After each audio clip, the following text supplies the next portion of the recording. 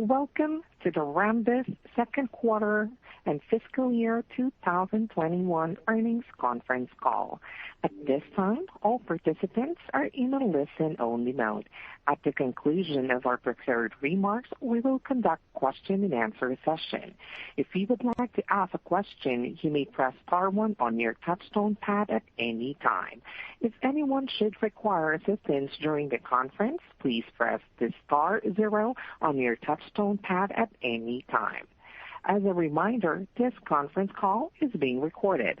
I would now like to turn the conference over to Desmond Lynch, Vice President of Finance and Investor Relations. You may begin your conference.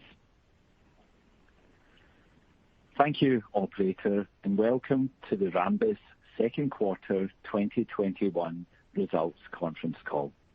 I am Desmond Lynch, VP of Finance and Investor Relations, and on the call with me today is Luc Seraphin, our CEO, and Rahul Mathur, our CFO. The press release for the results that we will be discussing today has been filed with the SEC on Form 8-K. A replay of this call will be available for the next week at 855-859-2056. You can hear the replay by dialing the toll-free number and then entering ID number 747-8989 when you hear the prompt. In addition, we are simultaneously webcasting this call, and along with the audio, we are webcasting slides that we will reference during portions of today's call. So even if you're joining us via conference call, you may want to access the webcast with the slide presentation. A replay of this call can be accessed on our website beginning today at 5 p.m. Pacific time. Our discussions today will contain forward-looking statements, including our expectations regarding business opportunities, product and investment strategies, timing of expected product launches, demand for existing and newly acquired technologies, the growth opportunities of the various markets we serve, the expected benefits of our merger, acquisition, and divestiture activity, including the success of our integration efforts, the company's ability to deliver ongoing profitable growth, the company's outlook and financial guidance for the third quarter of 2021 and related drivers, risks and potential adverse impacts related to or arising from COVID-19, and the effects of ASC 606 on reported revenue, amongst other things. These statements are subject to risks and uncertainties that are discussed during this call and may be more fully described in the documents we file with the SEC, including our 8-Ks, 10-Qs, and 10-Ks. These forward-looking statements may differ materially from our actual results, and we are under no obligation to update these statements.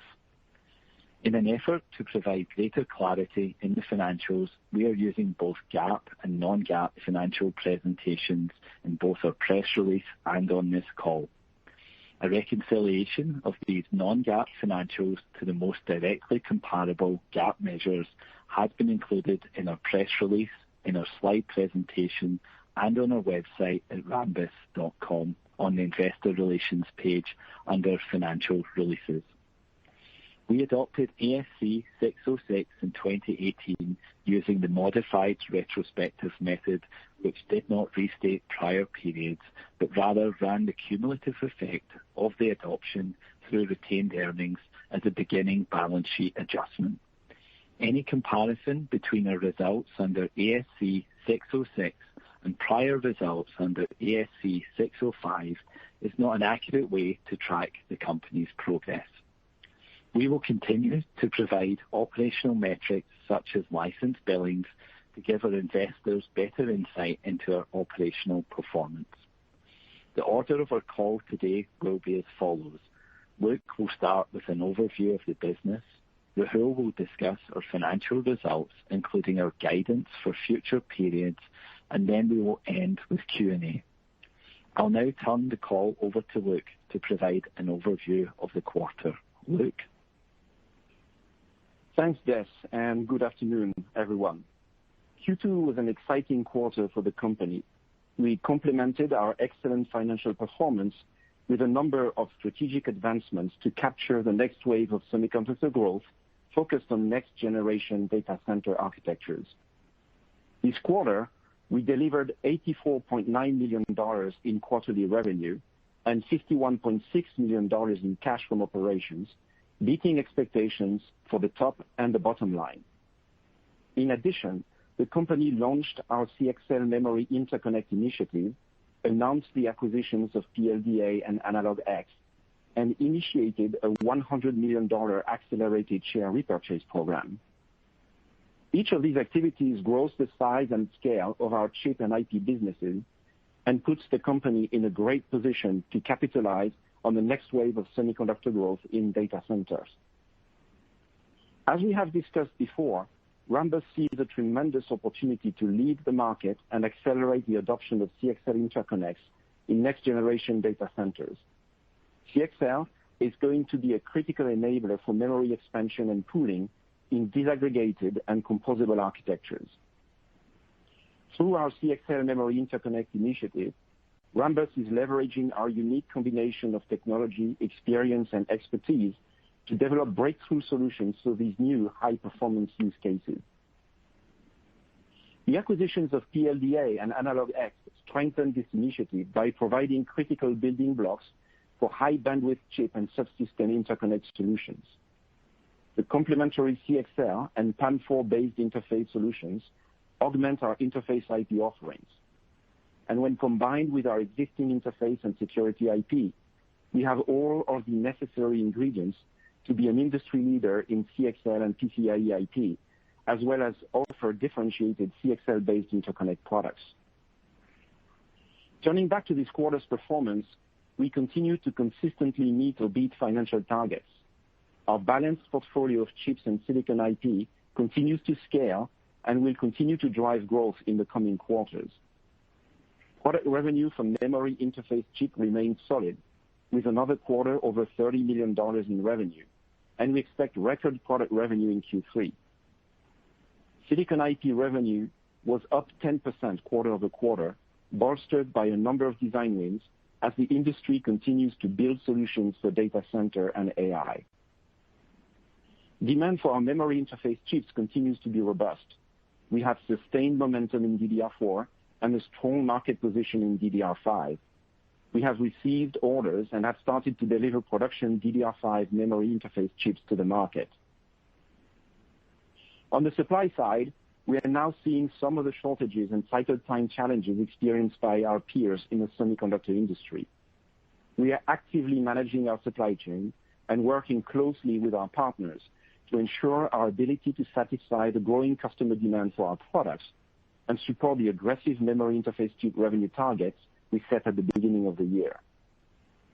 This quarter's performance also saw excellent performance in our silicon IP business, with record revenue from security and digital controller IP. The demand for silicon IP remains strong, particularly in high-performance data center and AI applications, where the growing need for bandwidth and security and compressed product development timelines are accelerating the need for trusted and reliable off-the-shelf IP. The acquisitions of Northwest Logic and Verimetrics have delivered extremely well and provide a blueprint for successful integration as we bring AnalogX and PLDA into our silicon IP business. In addition to the strong performance from our businesses this quarter, we continued to make great strides in the codification of our environmental and social programs. We are committed to responsible and sustainable practices, and as a fabless semiconductor provider, we know that one of the biggest impacts we can have on the environment is through the selection of our partners. With that, we have joined the Responsible Business Alliance, an organization dedicated to corporate social responsibility in global supply chains. Our formalized governance structure and oversight committee ensure that our policies and actions align with our passion for creating a safer and more sustainable future. The health and safety of our global workforce, customers, and partners remain our top priority. We are actively monitoring the human impact of the global pandemic and are appropriately responding in each of our geographic locations.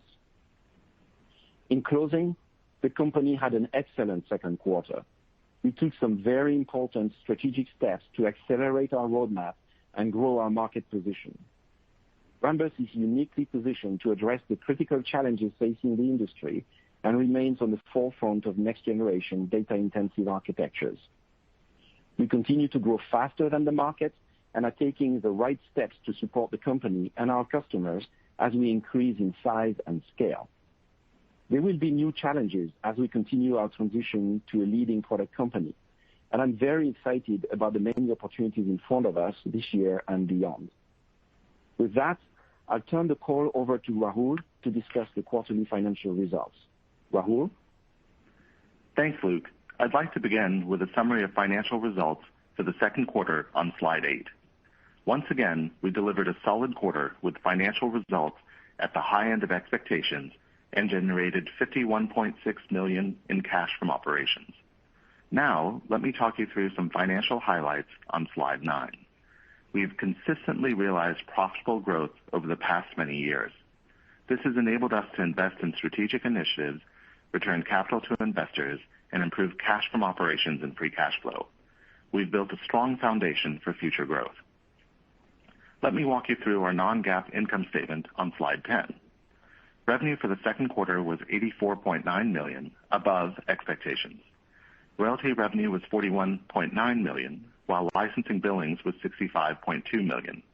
The difference between licensing billings and royalty revenue primarily relates to timing, as we don't always recognize revenue in the same quarter as we bill our customers. Product revenue was $31.2 million, consisting primarily of the buffer chip business. Buffer chip revenue was slightly below the midpoint of expectations and would have demonstrated growth if not for a shipment delay at the very end of the quarter.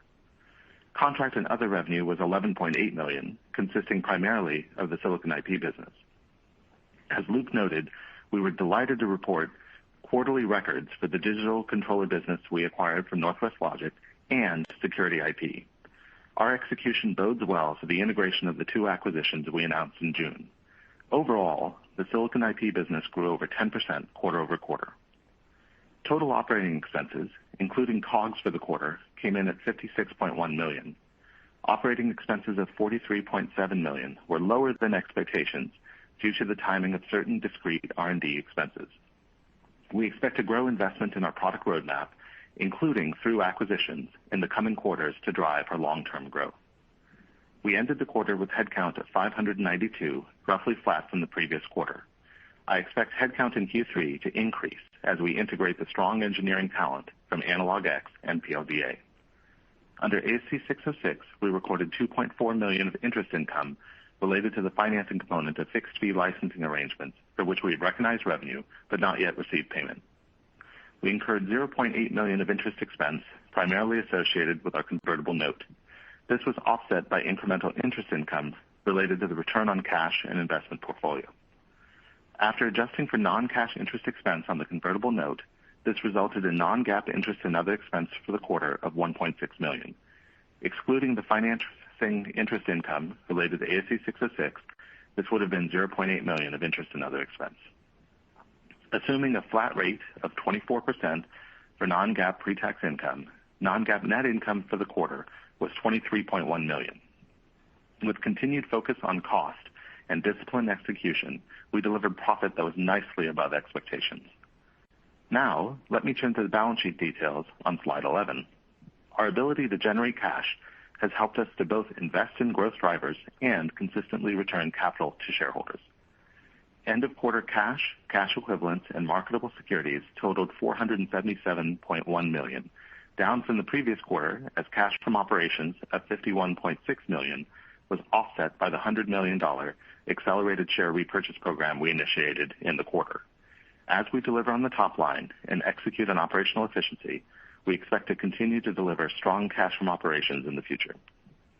At the end of Q2, we had contract assets worth $324 million, which reflects the net present value of unbilled AR related to licensing arrangements for which the company has no future performance obligations.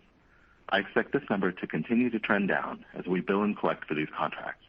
It's important to note that this metric doesn't represent the entire value of our existing licensing agreements, as several customers have royalty-based agreements that allow us to recognize revenue each quarter.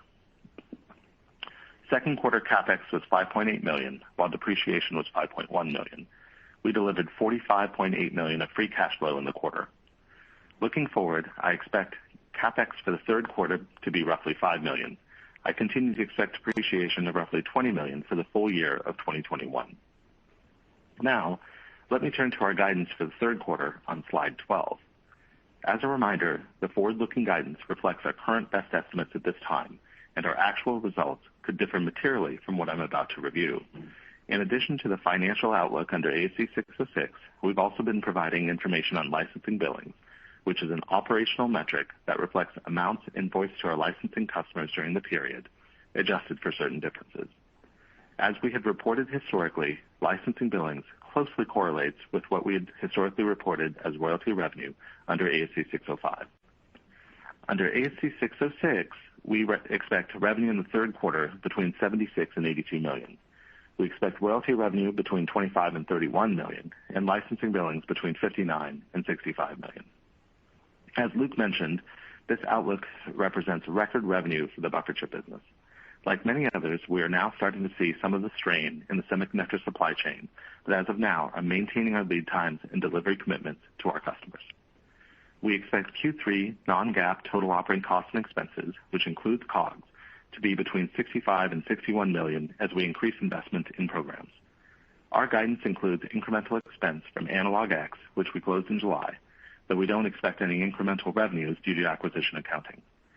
Our forward-looking projections do not contemplate PLDA, which we expect to close later this quarter.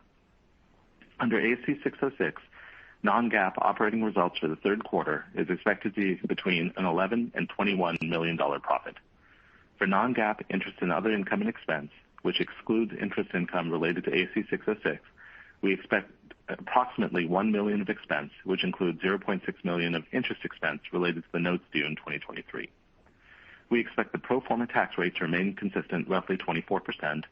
The 24% is higher than the statutory rate of 21%, primarily due to higher tax rates in our foreign jurisdictions. As a reminder, we pay roughly $20 million of cash taxes each year, driven primarily by licensing agreements with our partners in Korea. We expect non-GAAP taxes to be between an expense of $2 and $5 million in Q3. We expect Q3 share count to be roughly 113 million basic and diluted shares outstanding. Overall, we anticipate a non-GAAP profit per share range between 7 and 13 cents for the quarter. Let me finish with a summary on slide 13. Over the past several years, we've made substantial progress strategically, operationally, and financially. We've realigned our portfolio to address opportunities in the data center and to support long-term growth. Our product businesses are well positioned in the market, and we anticipate long-term growth in each segment. Q2 was an excellent demonstration of our successful capital allocation strategy. We continue to invest organically in products like DDR5 and our CXL initiative, make inorganic investments like Analog X and PLDA, and return value to our shareholders through share repurchases. Before I open up the call to Q&A, I would once again like to thank our employees for their continued teamwork and execution resilience during these uncertain times. Everyone, please stay safe and take care of yourself and your families. With that, I'll turn the call back to our operator to begin Q&A. Could we please have our first question? Thank you, Rahul. Ladies and gentlemen, if you have a question, please press star one on your touchtone telephone.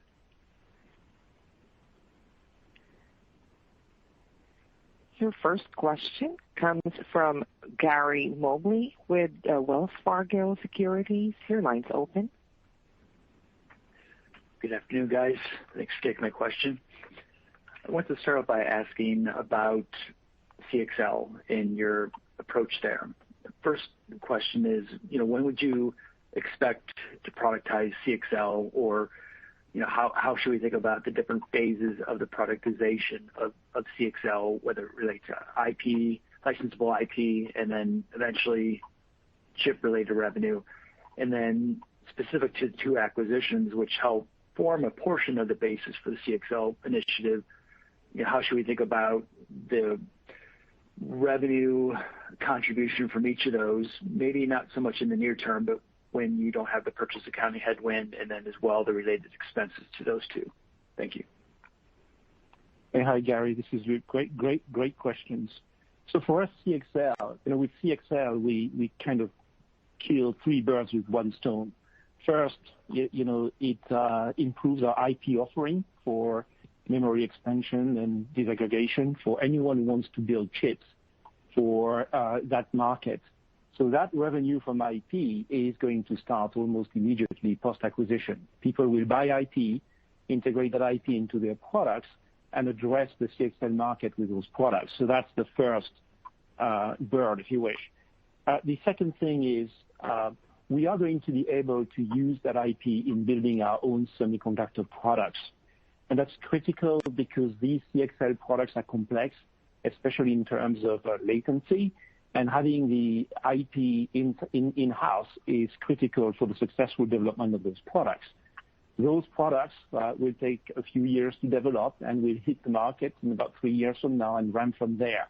So there's going to be a second wave of revenue coming from the CXL products themselves based on that IP. And the third aspect, which is not related to revenue growth, is that in these times of war for talents, the acquisitions of these two companies allows us to bring very talented engineering teams into Rambus. So it serves, three objectives for us, bringing talent on board, increasing our IP revenue in the short run, and increasing our product revenue in the longer run. And we expect these two acquisitions combined to bring about $20 million of accretive revenue in the first year. Okay.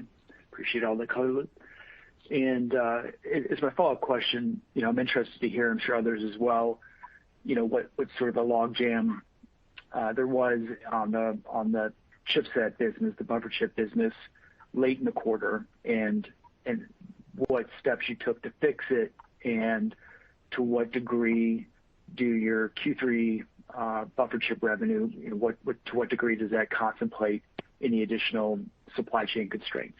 Thank you.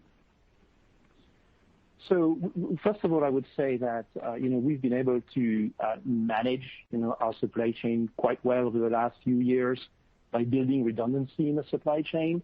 We grew the revenue, as from about $36 million in 2018 to $114 million last year. So we've seen the supply chain constraints later than some of our competitors.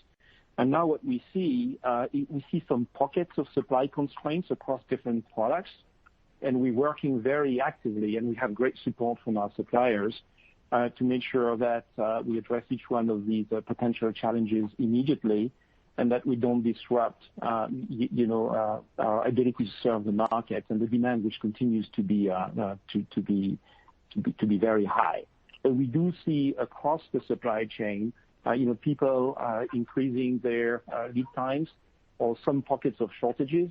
And as I said, it affects different products in different ways. But at this point in time, we're working very actively with our suppliers to make sure it does not disrupt the demand that we see ahead of us. Thank you. Your next question comes from John Pitzer with Credit Suisse. Your line's open.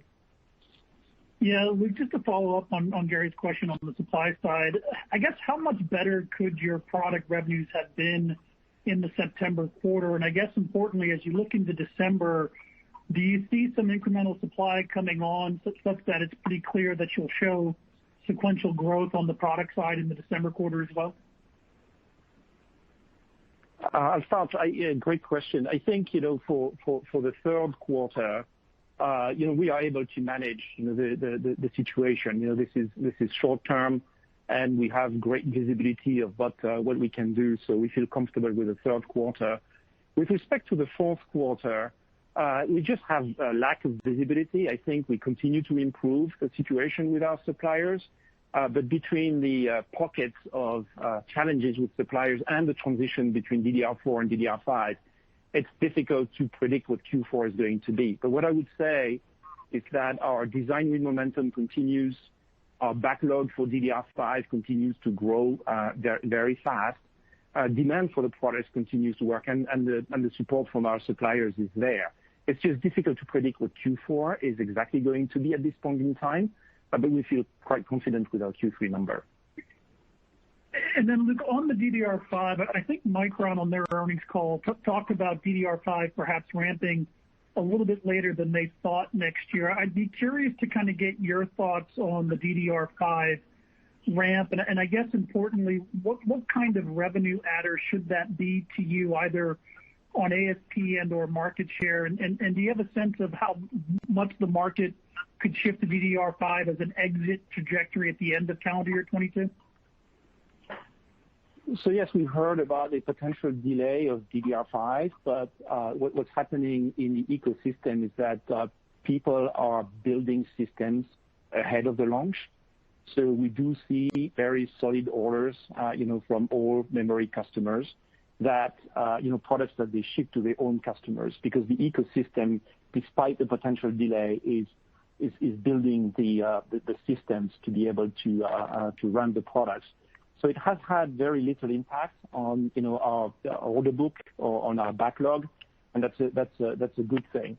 We expect to see a price increase when we move to DDR5. We see this as part of, our backlog.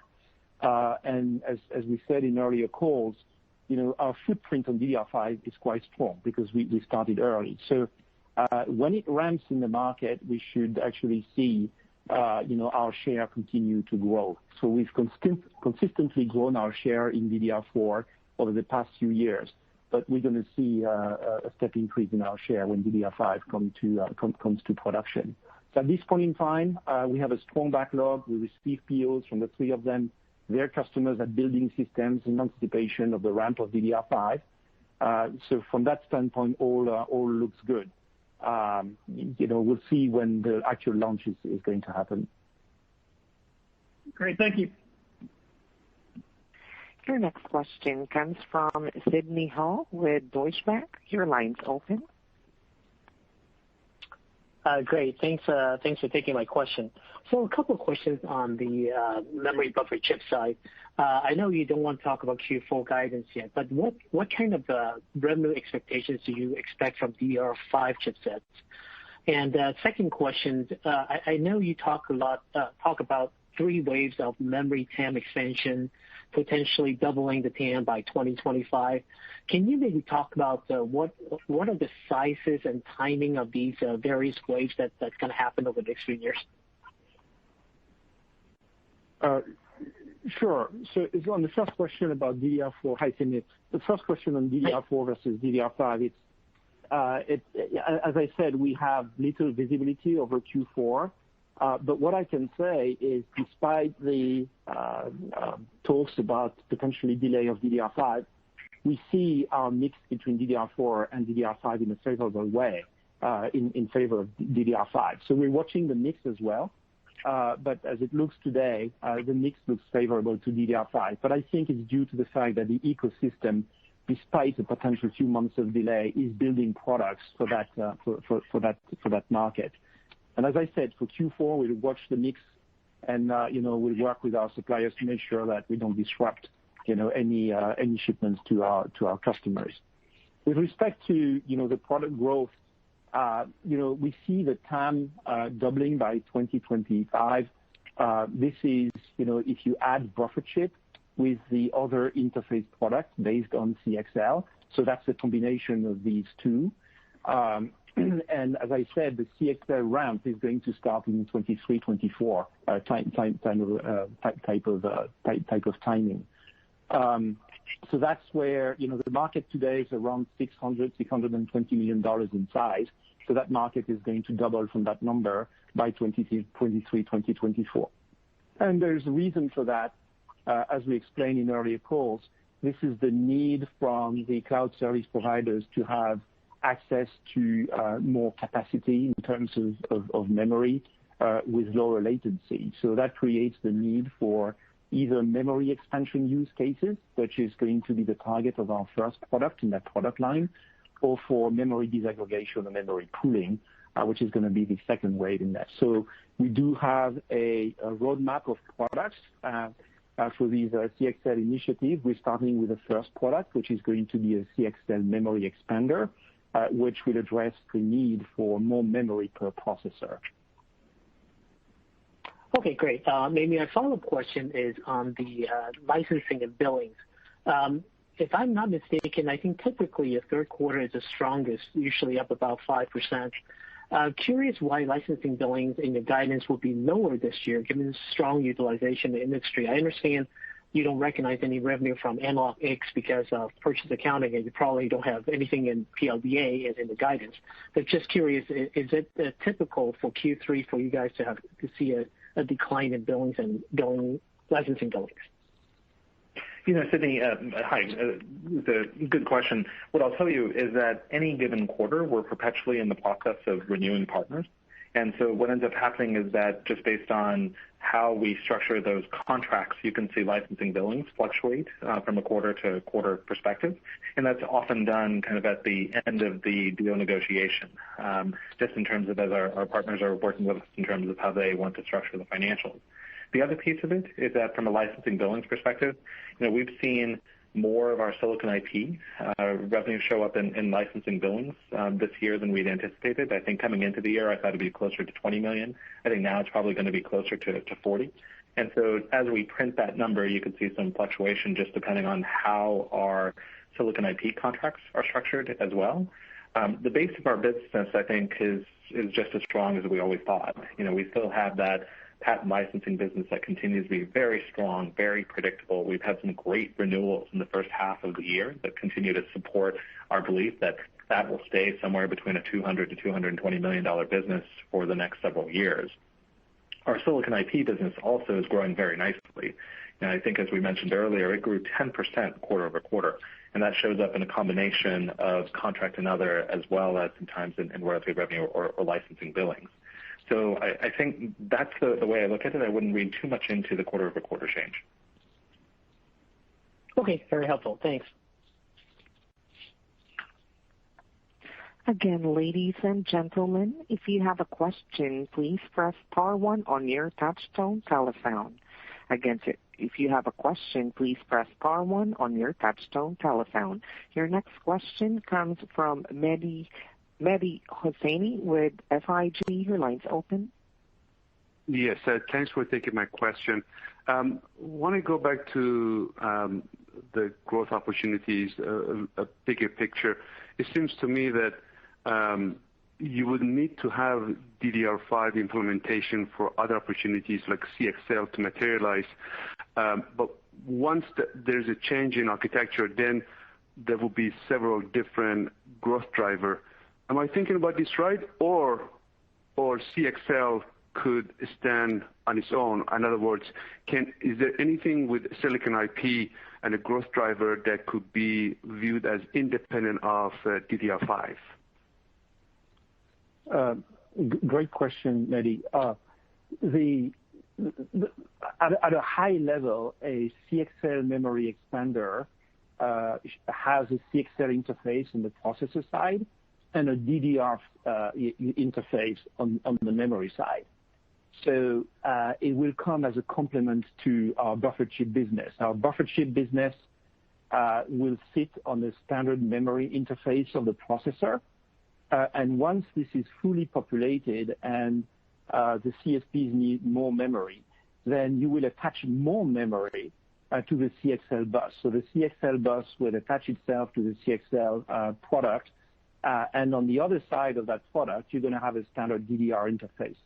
And that's why it was strategically important for us to bring those IP on board, because we do have a complete set of critical IP that allows us to both develop the next generations of standard buffer chips, but also to develop those memory expanders that will help processors address more memory than they can do on a standard bus. I guess what I'm trying to understand is, let's say if the CPU company is late with their CPU upgrade, can other CPU or GPU-based vendor or ARM-based CPU chips that are coming to the market, enable adoption of a new memory architecture like either DDR5 or CXL or both. I think there is some confusion around Sapphire Rapid, and I'm just trying to understand how your growth opportunities are tied to introduction of Sapphire Rapid. Right. So I'll start with the end, with Sapphire Rapid. The Sapphire Rapid is going to feature DDR5 standard memory interfaces, so that bodes well with our DDR5 buffer chip offering, and this is what's driving the growth that we're talking about for the quarters to come. It will also show some PCIe Gen 5 and CXL 2.0 interfaces. So those interfaces are going to be available in the ecosystem, if you wish, both from Intel and AMD. So the mainstream is processors are going to pool the market to use potentially those interfaces. And then I'll follow with the first part of your question with people developing GPUs or specialized CPUs based on other cores.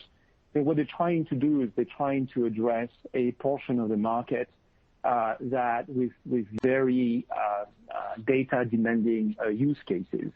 And what these people could do is they could align to the same PCIe Gen 5 and CXL 2.0 type of interfaces, which would be good for them, because if they do that, they know they can interface to all the products developed in the ecosystem. But what they could also do is they could accelerate that roadmap and move faster to CXL 3.0 or PCIe Gen 6. And this is another reason why we did these acquisitions of AnalogX and PLDA, because they are advanced in the development of these next generation of CXL 3.0, and they are advanced in the development of next generation 5, like the PCIe Gen 6 5.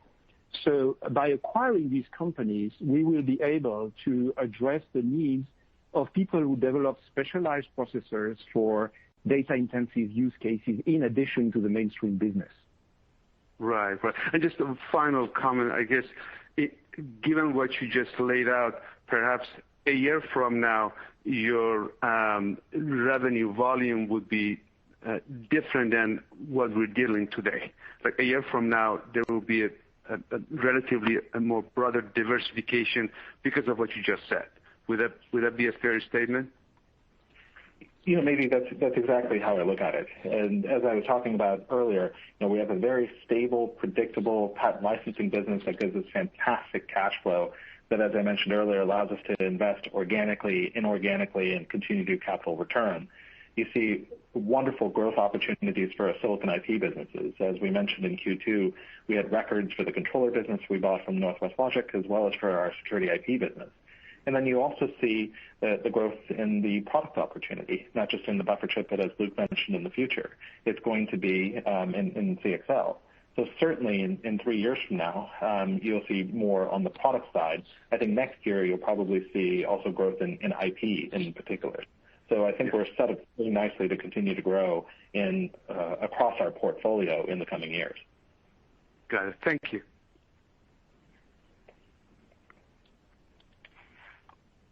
At this time, there are no further questions. This concludes the question and answer session.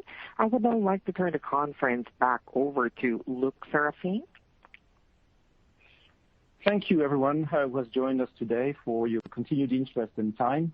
We hope each of you stays safe and healthy, and we look forward to speaking with you again soon. Have a great day. Thank you. Thank you. This now concludes today's conference.